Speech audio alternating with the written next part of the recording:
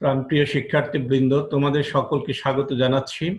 আমি জয়তুশীল, সহকারী অধ্যাপক, বান্দরবান ক্যান্টনমেন্ট পাবলিক স্কুল ও কলেজ।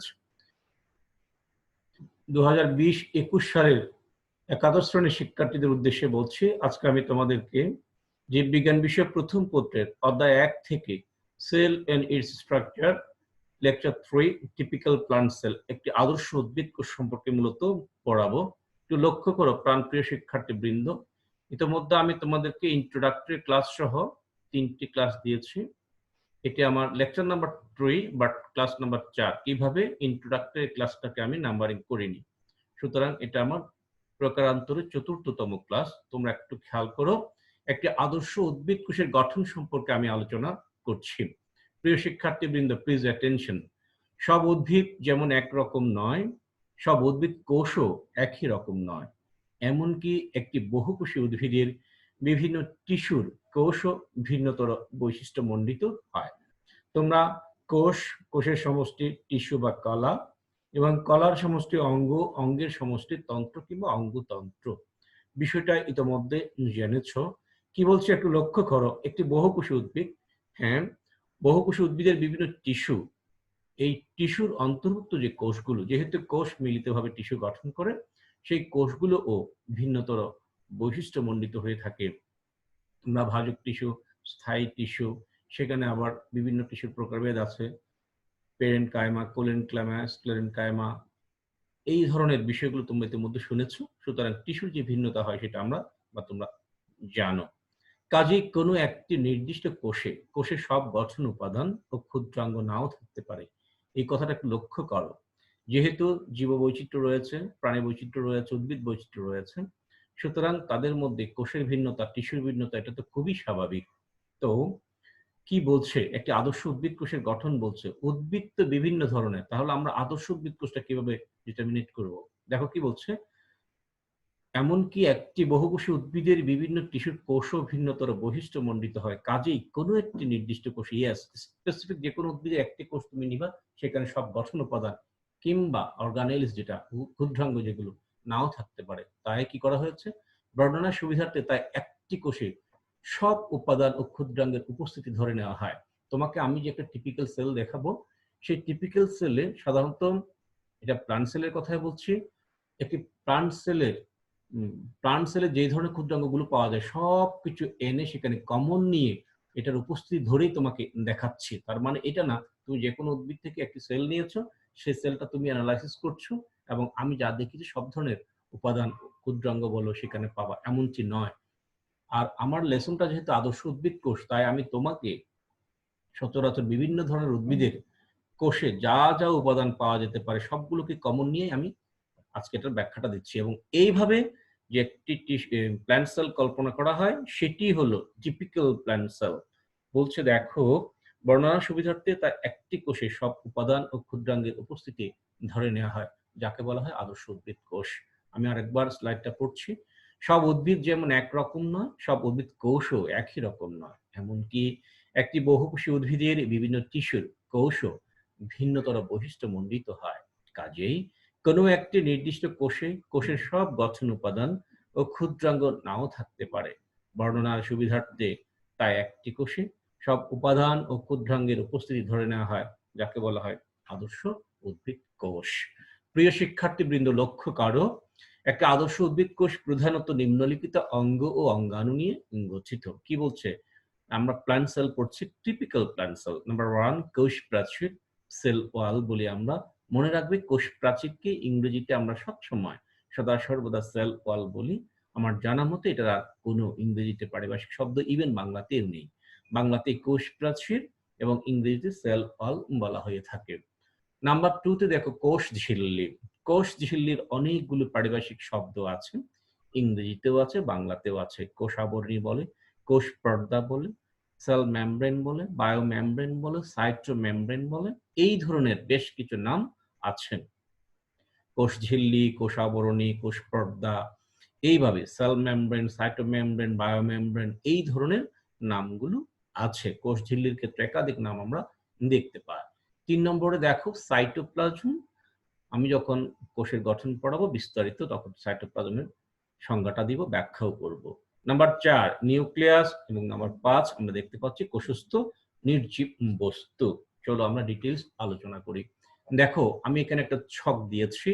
ছকটাতে দেখো শুরুতেই আদর্শ উদ্ভিদ কোষ টিপিক্যাল প্লান্ট সেল। এই টিপিক্যাল প্লান্ট সেল একটি আদর্শ উদ্ভিদ কোষ।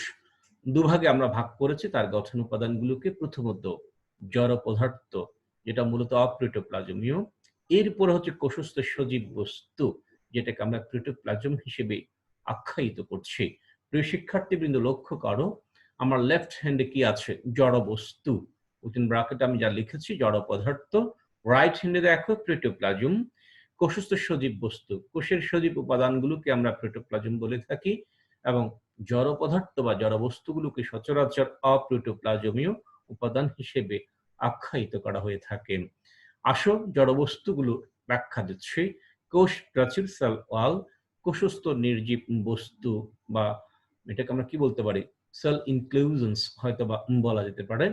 যাক, দেখো কোষ প্রাচীর এর ব্যাখ্যাটা আমরা পরেই দেব। একটু করে বলে রাখি, কোষ প্রাচীর এটা অবশ্যই প্ল্যান্ট সেলে পাওয়া যায় এবং এটা জড় সেলুলোজ নির্মিত এবং ওই যে নির্জীব যেটা বলেছে জড় আর কি। যাক, এরপরে কোষস্থ নির্জীব বস্তুর মধ্যে বা জড় বস্তুর মধ্যে দেখো এটাকে 3 ভাগে ভাগ করা হয়েছে। একটা হচ্ছে সঞ্চিত পদার্থ, নিঃসৃত পদার্থ, বর্জ্য পদার্থ। বর্জ্য পদার্থটাকে আমরা অর্গানিক সাবস্ট্যান্সেস বলতে পারি, নিঃসৃত পদার্থ সেক্রেটরি ম্যাটেরিয়ালস এবং সঞ্চিত পদার্থ রিজার্ভ ফ্রুট বা রিজার্ভ সাবস্ট্যান্সেস, এইভাবে আমরা আখ্যায়িত করতে পারি বা বলতে পারি। কোষস্থ নির্জীব বস্তুর মধ্যে দেখো নাম্বার 1 সঞ্চিত পদার্থ, মানে এগুলো কোষে জমা হয়ে থাকে। হ্যাঁ, কোষের মধ্যে কার্বোহাইড্রেট, প্রোটিন এবং লিপিড, এই 3টা বিষয় সম্পর্কে তোমাদের সুস্পষ্ট ধারণা থাকার কথা। ক্লাস 10 ইতিমধ্যে পাস করে এসেছো, এসএসসি পাস করেছো, সুতরাং তোমরা, আমি চিন্তা করবো যে তোমরা ভালোভাবেই জানো কার্বোহাইড্রেট, প্রোটিন এবং লিপিড সম্পর্কে। এই ধরনের উপাদানগুলো কোষের মধ্যে, আমি প্ল্যান্ট সেলের কথা বলছি, টিপিক্যাল প্ল্যান্ট সেলের কথা বলছি, সঞ্চিত পদার্থ হিসেবে বিরাজ করে বা বর্তমান বা বিদ্যমান থাকে।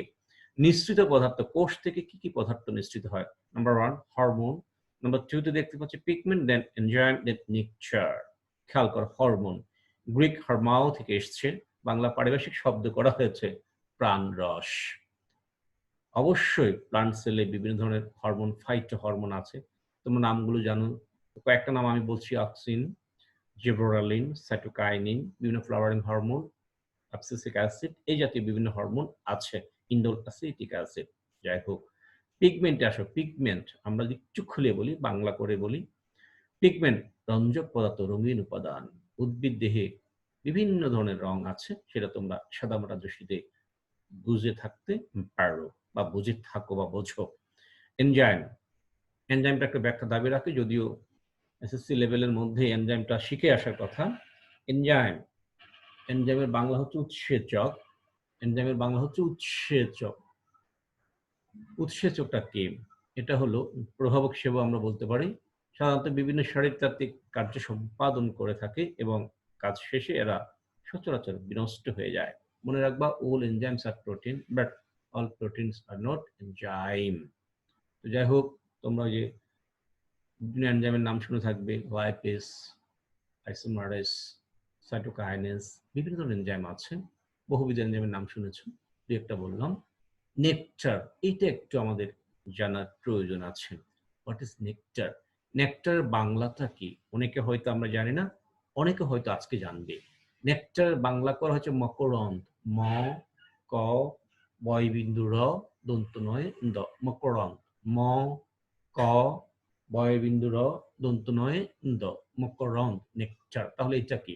আমরা অনেক সময় বলি না, অলি ফুলে মধু খায়, ফুলে কিন্তু মধু থাকে না, ফুলে থাকে নেকটার। তাহলে আমরা অলি ফুলে মধু খাই, এই কথাটা কেন বলি? যাই হোক, আপাতত সেটা ভুল, সেটা আমি বলছি না। এই নেকটার, অলি, অলি হচ্ছে ভ্রমর, অলি হচ্ছে মৌমাছিকে আমরা কল্পনা করতে পারি। এই ফুল থেকে নেকটারটা কালেক্ট করে, কালেক্ট করার পর এটা তার ডাইজেস্টিভ সিস্টেমে যায়, ডাইজেস্টিভ ট্র্যাক্টে যায়, অ্যালিমেন্টারি ট্র্যাক্টে যায়, ক্যানেলে যায়, অ্যালিমেন্টারি ক্যানেল, ডাইজেস্টিভ ট্র্যাক্ট। সেখানে যাওয়ার পরে সেইখানে কিছু এনজাইমেটিক অ্যাকশন রিঅ্যাকশন হয় এবং তার মৌচাকে সে উগড়ায়া দেয়। উগড়ায়া দেওয়ার পর ডানা ঝাপটা দিয়ে সেটাকে ভারী গাঢ় তরল পদার্থে পরিণত করে, যেটা মূলত তার ভবিষ্যৎ বংশধরদের খাবার। ওইটাই হলো নেকটার, সরি মধু। নেকটার ছিল ফুলে, এই নেকটারটা মৌমাছির ডাইজেস্টিভ সিস্টেম করে মৌচাকে আসার পরে যে উপাদানে পরিণত হলো সেটি হলো মধু। সুতরাং নেকটারটাকে আমরা প্রকারান্তরে মধুর একটা র মেটেরিয়ালস হিসেবে আখ্যায়িত করতে পারি, বলে থাকতে পারি। এরপর চলে আসে বর্জ্য পদার্থ। দেখো রেজিন, ট্যানিন, গাম, ল্যাটেক্স, অ্যালকালয়েড, জৈব অ্যাসিড, উদ্বায়ী তেল এবং খনিজ পদার্থ। রেজিন, রেজিন হচ্ছে মূলত রজন, ধূপ, ধুনা ইত্যাদি। ট্যানিন, ট্যানিনটা হচ্ছে মূলত চা কফিতে পাওয়া যায়, আরো বিভিন্ন উদ্ভিদে পাওয়া যেতে পারে বা পাওয়া যায়। একটু তিতা ভাব, বিটার টেস্টের দিক থেকে তিতা, এটাই হলো ট্যানিন। গাম, গাম তো বোঝো আঠা। লেটেক্স, লেটেক্সটা হচ্ছে ক্ষীর, উদ্ভিদ দেহ নিঃসৃত। ওই যে রাবার, মানে রাবার হচ্ছে যে প্লাস্টিক, প্লাস্টিক বলতে কাকে বোঝাবো, ঠিক প্লাস্টিক না, রাবার, প্লাস্টিক নয়, আমি ভুল বলেছি, তুমি একটু খেয়াল করো। রাবার, রাবারটা হচ্ছে টায়ার তৈরি করো না, এই যে বিভিন্ন রাবার বন বলি না, গাছ থেকে যে এক ধরনের তরুক ক্ষীর, সেটাই হলো ল্যাটেক্স। অ্যালকালয়েড, ক্ষার জাতীয় উপাদান। জৈব অ্যাসিড, উদ্বায়ী তেল, খনিজ পদার্থ। এই ধরনের উপাদানগুলো বর্জ্য পদার্থ হিসেবে উদ্ভিদ কোষে পাওয়া যায়। এরপর আমরা চলে যাই প্রোটোপ্লাজম, কোষস্থ সজীব বস্তু। কোষস্থ সজীব বস্তুর ক্ষেত্রে দেখো কোষ ঝিল্লি, সাইটোপ্লাজম, নিউক্লিয়াস। কোষ ঝিল্লি এবং কোষ প্রাচীর এক বিষয় নয়। কোষ প্রাচীরটা উদ্ভিদ কোষে থাকে, এটা নির্জীব জড় সেলুলোজ দ্বারা নির্মিত। কোষ প্রাচীরের ভেতরের দিকে থাকে কোষ ঝিল্লি। মনে রাখবা কোষ ঝিল্লিটা হলো সজীব উপাদান, এটার জীবন আছে। এরপরে দেখো কোষ ঝিল্লি কি দ্বারা নির্মিত, এটার গাঠনিক উপাদান হলো পিএলপি, প্রোটিন, লিপিড এবং প্রোটিন দ্বারা গঠিত। আমরা আরেকটি ক্লাসে কোষ ঝিল্লির গঠন সম্পর্কে পড়বো, সেখানে জানবো। সাইটোপ্লাজম, সাইটোপ্লাজমটা কি? দেখো সাইটোপ্লাজমকে দুইটা ভাগে ভাগ করছে, সাইটোমাট্রিক এবং কোষীয় অঙ্গাণু। আচ্ছা যাই হোক, সাইটোসল এটা মূলত লিপিড এবং কোষীয় অঙ্গাণুটা দানাদার হিসেবে আমরা বলতে পারি। ওই যে দেখো কোষের যে প্রোটোপ্লাজম, সেই প্রোটোপ্লাজমের মধ্যে কোষ ঝিল্লি, সাইটোপ্লাজম, নিউক্লিয়াস, এই তিনটাকে আমরা মিলিতভাবে কোষস্থ সজীব বস্তু বা প্রোটোপ্লাজম বলে থাকছি বা বলছি বা বলে থাকি। সেখান থেকে যখন কোষ ঝিল্লি এবং নিউক্লিয়াস ব্যতীত বাকি যেই গাঠনিক উপাদানটা আছে কোষের, সেটি হলো সাইটোপ্লাজম, অবশ্যই সজীব। এবং সাইটোপ্লাজমে জলীয় উপাদান আছে, যেটাকে সাইটোমাট্রিকা বা সাইটোসল, অনেক সময় এটাকে হায়ালোপ্লাজম। এটা তোমার জানার দরকার নেই, তুমি সাইটোসলটাই জানো, সাইটোমাট্রিকাটাই জানো। মাট্রিকা কথাটা কেন হচ্ছে সেটা ব্যাখ্যা আমি একটু দেবো, আগে কোষীয় অঙ্গাণুটা বলে নেই। অঙ্গাণু হচ্ছে তার দানাদার উপাদান। দেখো প্লাস্টিড, যেটা প্ল্যান্ট সেলে থাকে। মাইটোকন্ড্রিয়া কোষের পাওয়ার হাউস। প্লাস্টিডটা বিভিন্ন বর্ণের হয়, সেগুলো আমরা প্লাস্টিড যখন পড়বো তখন দেখবো। মাইটোকন্ড্রিয়া কোষের পাওয়ার হাউস। এন্ডোপ্লাজমিক রেটিকুলাম আছে, অন্তঃপ্লাজমিক জালিকা। রাইবোজোম যেটা প্রোটিন সংশ্লেষ করে। গলগি বডি, সেটাও একটা স্পেসিফিক সেল অর্গানেলি। এবং লাইসোজোম, সেন্ট্রোজোম। সেন্ট্রোজোমটা প্রধানত প্রাণী কোষে পাওয়া যায়, প্রধানত বলেছি আমি, এটা খেয়াল করবা। কোষীয় কঙ্কাল বা সাইটোস্কেলিটন এবং পারঅক্সিজম, গ্লাইকোজোম ও সেল ভ্যাকিউল। সেল ভ্যাকিউলটা অবশ্যই অবশ্যই সেল ভ্যাকিউলটা উদ্ভিদ কোষে পাওয়া যায়। এবং যদিও বলেছি কোষ প্রাচীর উদ্ভিদ কোষের একটি অনন্য বৈশিষ্ট্য, অবশ্যই বলতে হবে এটা, অবশ্যই বলতে হবে। পাশাপাশি ওই যে প্লাস্টিড এবং সেল ভ্যাকিউল, এটাও কিন্তু উদ্ভিদ কোষের অন্যতম ক্যারেক্টার। যদিও কোষ গহ্বরটা প্রাণী কোষেও পাওয়া যায়, তবে আকার খুব ছোট। সেন্ট্রোজোম, ইদানিং আমরা উদ্ভিদ কোষে সেন্ট্রোজোমটা ইনক্লুড করেছি। সেন্ট্রোজোম আগে আমরা যখন পড়েছিলাম তোমাদের মতো ছাত্র অবস্থায়, শুধু প্রাণী কোষের ক্ষেত্রেই পড়া হতো। যাই হোক, পরবর্তীতে বিজ্ঞানের যুগ এগুচ্ছে, আবিষ্কার এগুচ্ছে, অনেক কিছু নতুন নতুন উদ্ভাবন হচ্ছে, জানা গেল যে না, সেন্ট্রোজোমটা প্ল্যান্ট সেলেও মোরলেস আছে। যাই হোক, এই হলো সেল অর্গানেলিস বা কোষীয় অঙ্গাণু। নিউক্লিয়াস তোমরা অবশ্যই জেনে থাকবে কোষের নিউক্লিয়াস সম্পর্কে। এবং নিউক্লিয়াস কি কি আছে সেটা গত ক্লাসে বলেছি, আজকে আর বিস্তারিত বলবো না। Nuclear envelope, nucleoplasm, nucleolus, nuclear reticulum বা ক্রোমোজোম। সাইটোমাট্রিকা, মাতৃকার কথাটা কেন বলবো সেটা ব্যাখ্যাতে বলছিলাম। মাতৃকা মা থেকে, ট্রিকা বাদ্য মা, মা আমাদেরকে ধারণ করেছেন, গর্ভে ধারণ করেছেন, তিনি আমাদের মা।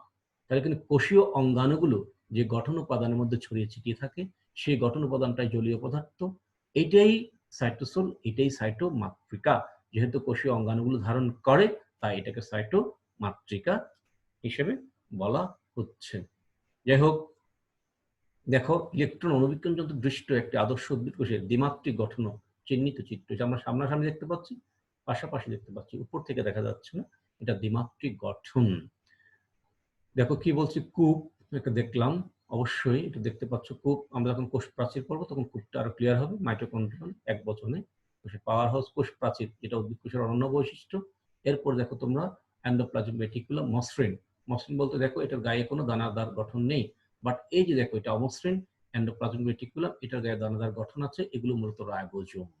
এরপর দেখো এই স্ট্রাকচারটা হচ্ছে নিউক্লিয়াস এবং এটি হচ্ছে তার নিউক্লিওলাস, নিউক্লিয়ার রন্ধ্র, এগুলো হচ্ছে ক্রোমাটিন ফাইবার এবং এটি নিউক্লিয়ার এনভেলপ। এখানে যে গঠন আছে জলীয় উপাদান সেগুলো হচ্ছে নিউক্লিওপ্লাজম। এরপর দেখো গলগি বস্তু বা গলগি বডি, এই যে গলগি বডি সেটাও আছে প্ল্যান্ট সেলের মধ্যে। আন্তঃকোষীয় ফাঁক বা ইন্টারসেলুলার স্পেস, কারণ এই যে মনে করো এই জায়গায় আরেকটা কোষ কল্পনা করো, এখান থেকে ধরে এই জায়গায় আরেকটা কোষ কল্পনা করো, এবং এই জায়গা থেকে মনে করো এই জায়গায় আরেকটা কোষ আছে কল্পনা করো, তাহলে মাঝখানে এই যে গ্যাপটা, এটাই হলো ইন্টারসেলুলার স্পেস, দুটা কোষের পাশাপাশি যে গ্যাপটা। লাইসোজোম, এই যে একটা কোষীয় অঙ্গাণু, পিনোসাইটিক ফোল্ড, এখানে সাধারণত প্লাজমা মেমব্রেন ভেতরের দিকে ভাঁজ হয়। পিনোসাইটিক ফোল্ড সাধারণত জলীয় উপাদানটাকে গ্রহণ করে, রিসিভ করে। সেল ভ্যাকিউল, উদ্ভিদ কোষের সবসময় মনে রাখবা, উদ্ভিদ কোষ যদি আঁকতে হয় সেল ভ্যাকিউলটা কেন্দ্রে দিবা, বড় করে দেখাবা এবং একটি দেখাবা সেল ভ্যাকিউল উদ্ভিদ কোষের ক্ষেত্রে। প্রাণী কোষে অনেকগুলো থাকে, ছোট ছোট থাকে। মাইক্রোটিউবিউল, এই দেখো এরা সাইটোস্কেলেটন হিসেবে কাজ করে, সাইটোকঙ্কাল হিসেবে কাজ করে। ক্লোরোপ্লাস্ট, যেটা হলো উদ্ভিদ কোষের অন্যতম ক্যারেক্টার, রাইবোজোম, মুক্ত রাইবোজোম, এখানে কিছু আছে নিউক্লিয়ার মেমব্রেনের গায়ে কিছু রাইবোজোম আছে। এন্ডোপ্লাজমিক রেটিকুলামও কিছু রাইবোজোম আছে, বাট এই রাইবোজোম গুলো সাইটোমাত্রিকার মধ্যে মুক্ত ভাসমান অবস্থায় ছড়িয়ে ছিটিয়ে থাকে। মুক্ত রাইবোজোম, রাইবোজোমের প্রধান কাজ প্রোটিন সংশ্লেষণ। ক্লোরোপ্লাস্ট, এটা অবশ্যই উদ্ভিদের যে একটা কোষীয় অঙ্গাণু অন্যতম এবং সবুজ বর্ণের জন্য দায়ী, এরা খাদ্য তৈরির ক্ষেত্রে এদের বিরাট একটা ভূমিকা আছে। এই হলো মোটামুটি ইলেকট্রন অণুবীক্ষণ যন্ত্র দৃষ্ট একটি আদর্শ উদ্ভিদ কোষ। এরপর দেখো রেজিনের একটু ব্যাখ্যা। A sticky flammable organic substance insoluble in water exuded by some trees and other plants, notably fir and pine. Next স্লাইডে আমরা চলে যাচ্ছি। এই যে দেখো এই ছবিটা একটু খেয়াল করো, এই ছবিটা তোমাদের মতো একজন ছাত্র এঁকেছে। Typical plant sell seen in the electron microscope. যদিও আমি ইতিমধ্যে একটা ছবি দেখিয়েছি, এটার ব্যাখ্যা বেশি দিব না, তোমরা এটা দেখে নিবা, পড়ে নিবা, বুঝে নিবা, এবং এটা দেখে কিভাবে একটা ডায়াগ্রাম অঙ্কন করতে হবে, লেবেলিং করতে হবে, সেই বিষয়টা মাথায় রাখবে। নেক্সটে আসো, একটি আদর্শ উদ্ভিদ কোষের চিত্র এঁকে চিহ্নিত করো। এটি হলো তোমাদের একটা হোমওয়ার্ক। একটি আদর্শ উদ্ভিদ কোষ অবশ্যই আঁকবে। এখানে দুটো কোষ দেখিয়েছি, দুটো যে কোনোটা আঁকতে পারো এবং বিভিন্ন অঙ্গাণুগুলো যেন সুস্পষ্ট হয়। যাই হোক, আজকে আর নয়, তোমাদের সবাইকে বলবো বেশ ভালোভাবে তোমরা আগের ক্লাসগুলো দেখেছো, এই ক্লাসগুলো দেখবে। ক্লাসগুলো দেখলে আমাদের পরিশ্রম সার্থক হবে এবং তোমরা অবশ্যই তোমাদের গন্তব্যে পৌঁছে যাবে। মনে রাখবে, যত পড়ো তত বড়। ছাড়ো ফেসবুক, ধরো টেক্সট বুক। কথাগুলো আমি বারবার বলেছি, আরো একবার বললাম। Read all the time, knowledge rules the world. No more today. Stay safe, stay strong, stay home. Stop luck. Thank you very much.